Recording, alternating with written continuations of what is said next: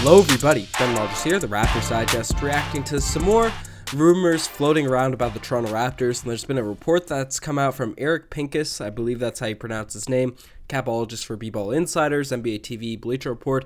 He came out and made a tweet that the Toronto Raptors and the Phoenix Suns have shown interest in Danilo Gallinari, and this report is pretty interesting because just made a video on Kevin Love and Andre Drummond, so definitely check that out if you haven't already. But this one seems a bit more realistic in terms of the Oklahoma City Thunder are looking to get rid of their players, even though they've been playing really well.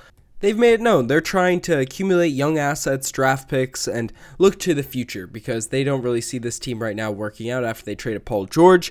That still seems to be the sentiments from all the reports that have come out, even though they've been like the second best team in the league, I think, since November something. So it'll be interesting to see how that all unfolds and develops. But the fact is, a lot of their players still seem to be brought up in trade rumors, and the Toronto Raptors seem to be tied to every player that comes up to the rumor mill. So maybe it's Masai doing his due diligence, seeing if maybe he could finesse a team or anything like that. But let's get into Danilo Gallinari, because he's a player that is pretty intriguing. He knocks down the three. He's not bad on defense.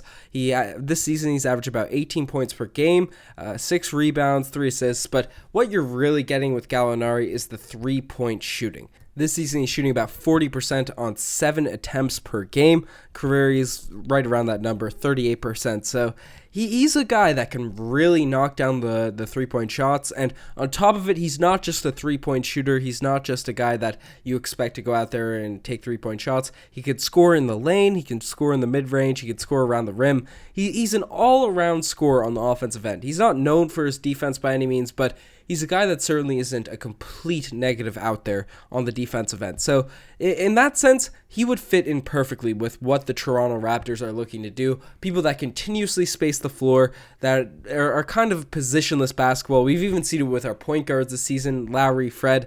At some points, Lowry's been at the 3 position because Patrick McCaw, he's been running the point guard. So the positionlessness, if that's a word, of Danilo Gallinari would really help with the Toronto Raptors offense. And the three-point shooting. Nick Nurse loves to have this team firing up a lot of threes, and getting the more efficient three-point shooters out there, especially at the volume he does it at, that would be a big plus if he ended up being brought into the Toronto Raptors. Now, with all the huge additives he'd have on the court, I think a lot of people agree he'd be a nice piece to integrate into the lineup.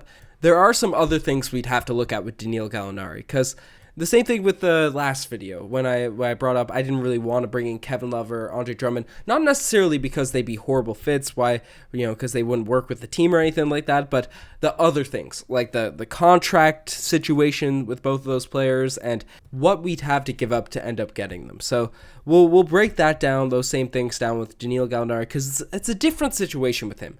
He's currently on a 1-year deal, so he is an unrestricted free agent at the end of the season. He has the potential to just leave and go wherever he wants to. No, similar to Kawhi. He could leave after 1 year. But Masai Ujiri, the Toronto Raptors general manager, staff, all that sort of stuff, they could look at that as maybe a positive thing, because Giannis Antetokounmpo, the biggest name of them all the season, not this offseason, but the season after, can sign that super max extension with the Milwaukee Bucks this summer. And if that inevitably happens, maybe Masai says, hey, I don't know if we really need that flexibility. Maybe Gallinari is a guy I'd like to go forward with as our starting 3. And then he gives some money to Danilo Gallinari, because he's a guy that's not super old. He's 31. So one could definitely foresee some really solid years coming for Danilo Gallinari. And then in the other case where Giannis doesn't sign that extension, maybe the speculation that he leaves Milwaukee is amped up. We could let Gallinari walk and still have all that open space for that summer in 2021. That every trade video, every signing video, there's also one we're going to make on Fred coming out in the next couple days. But every move the Toronto Raptors make from now until July 1st, 2021, it's going to be dependent on that free agency and dependent on having some space open to sign some guys that summer. I think that's what Masai Ujiri is looking forward to. That's what everything's been implied from the Toronto Raptors front office. And looking at Gallinari's game, he is certainly a bucket. I think he'd be a positive for this team if we inserted him into our starting lineup now. But There's a couple things, a couple of red flags when you look at Gallinari. The injuries have been a huge factor in terms of his career and why he's kind of a lesser known name than you'd probably think a guy with his stats would be. You just look back to past seasons. Last year, played a solid amount of games, 68 still. That's 48 games missed. He only played 21 the season prior. He hovers around 63 the season before, 53 the season before that, 59 the season before that. But it seems like you can always count on him missing 15 to 20 games per season, and we've seen it this year. Those injuries can get in the way of the rhythm of a team, and because he's had this injury history, maybe he's at higher risk in his older age of a really serious one that keeps him out a full year. So definitely something to look at as Toronto Raptors fans if we're looking to keep the guy long term. I know earlier in his career he had a bunch of injuries what kept him out half a season, full season, 40 games, and all that sort of stuff. So the injuries are a big thing with Gallinari. But aside from that, there's not many holes in this game that would really frustrate me if we ended up bringing him in. Some people might look to his defense because he's not known as a defensive guy, but especially in his time with the Clippers, he made himself known as above average NBA defender. He's not the craziest athlete. He's not going to Kawhi someone in terms of defense, being able to move his feet quicker and all that sort of stuff. But his positioning, his IQ, it's touted as one of the higher IQs in terms of defending in the league. He's a big body. He's 6'10", 230, so he can body down low with it. With his smart positioning, he can guard some of the bigger players in the league. A lot of teams like to try and isolate him. He does a pretty good job when he's left on an island and has to guard someone straight up.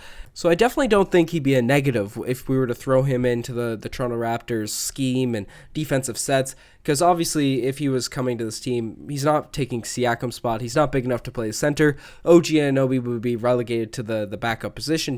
Gallinari would be the starting three. So OG's defense, which is his number one asset right now, would be a loss if he were to be taken out of the starting unit, but I don't think it would be such a drop-off than if we were to insert Gallinari into that lineup. But that moves to it. Who would we have to give up for Gallinari? Because this could be a risk. As I brought up earlier when talking about his contract, he could be a half a season rental. We know Masai Ujiri, he's done a few trades in the past for rental players at the trade deadline or risk of rentals. We can look at PJ Tucker. We can look at Marc Gasol last season, as that was a risk. If things didn't work out, maybe Marc Gasol left for nothing. But with those said, Masai Ujiri has said he doesn't really like the trade deadline deals. That used to be a really big thing, if people remember back 2015. Before the PJ Tucker trade happened, Masai Ujiri really refused to make any trades mid-season, and people got really frustrated because we struggled at the 4. We had Amir Johnson, who was injured a lot starting there, and then one season we had Scola. So Ujiri used to be notoriously known for not making in-season trades. He says he likes to build up the chemistry and all that, but the only way I see this sort of move happening for Gallinari or whoever is if Masai Ujiri thinks it can help us come out of the Eastern Conference this season. It gives us a realistic shot to come out of the Eastern Conference this season. Now, obviously, I'm optimistic. I'm overly optimistic about the Toronto Raptors. That's kind of my perspective on the team forever.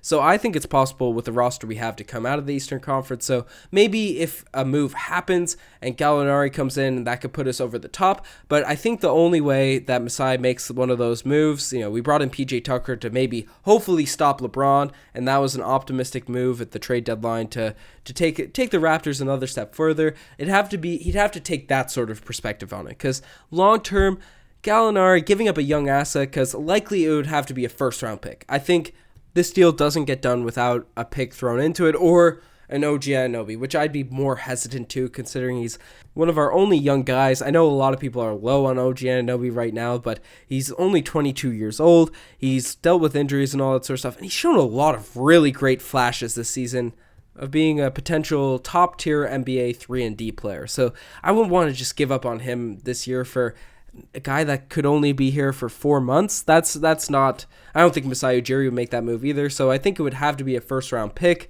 and then maybe just something to match the salary. And that actually gets into something weird too with the Raptors, because we don't really have any bad players that we want to match this contract with, because maybe it would have to be a Serge Ibaka. They're on a similar contract right now. Gallinari's making about $22 million this season, so maybe you'd be a straight up for Serge Ibaka or Marc Gasol. That that would be tough in my opinion, because that's a lot of value we're giving up for, even though Gallinari's a high value guy back, that's a lot of value we'd have to send out. Some people have brought up Norman Powell. Norman Powell was averaging a 20 piece himself before he went down with injuries. Now, some people are not as high as Norman Powell and saying he's a bit too inconsistent and all that sort of stuff, and I completely get it, but again, he's a couple years younger. He does play better defense. Norm is known as a defender in the league.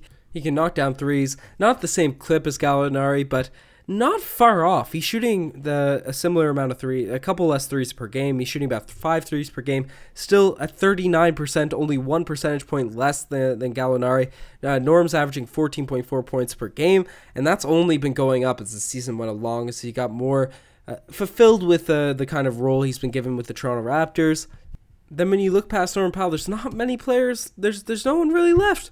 There's no one really left that we could trade. It would have to be Gasol or Serge Ibaka. The next highest contract after Norm is Fred VanVleet at $9 million. I'm not giving up Fred VanVleet for Gallinari. Sorry, that's not what I'm looking for. Patrick McCaw at $4 million. Then $4 million you have to give up like Stanley Johnson, Patrick McCaw, Rondé, a bunch of those guys. And I don't think the Thunder would want that.